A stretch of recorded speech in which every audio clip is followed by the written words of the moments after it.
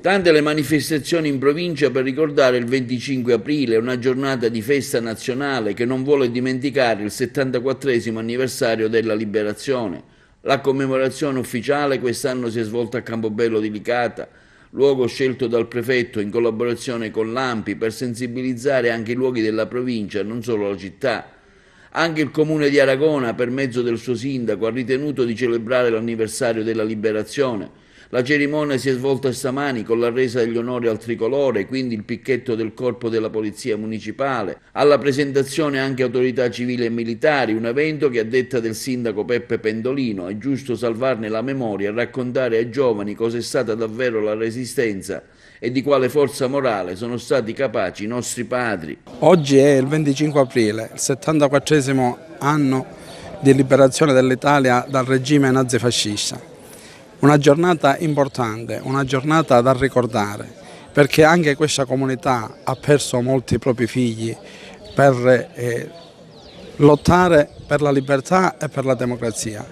Oggi è un momento importante perché a livello mondiale la situazione è diventata molto delicata.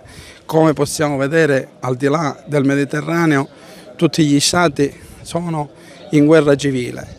Quindi c'è il rischio serio che anche noi possiamo cadere in queste situazioni. Quindi un invito ai governanti affinché il dialogo e la mediazione nei confronti di questi popoli e di queste persone che hanno bisogno di libertà e di democrazia e che in questa maniera si evitano spargimenti di sangue e disastri che possono portare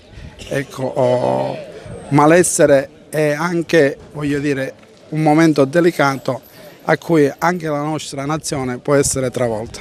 Anche a Favara il circolo culturale Liberarci, la locale sezione dell'ANPI e l'Istituto Marrone in piazza Cavour hanno depositato un mazzo di fiori ai piedi della stele che ricorda i partigiani e gli antifascisti favaresi.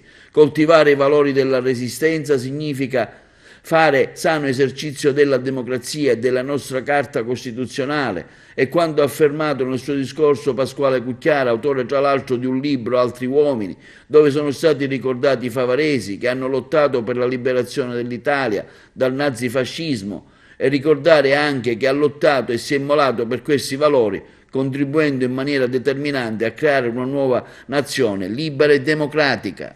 La tenacia dei partigiani, la tenacia di chi voleva finalmente liberare questa nostra terra e l'ha vinta.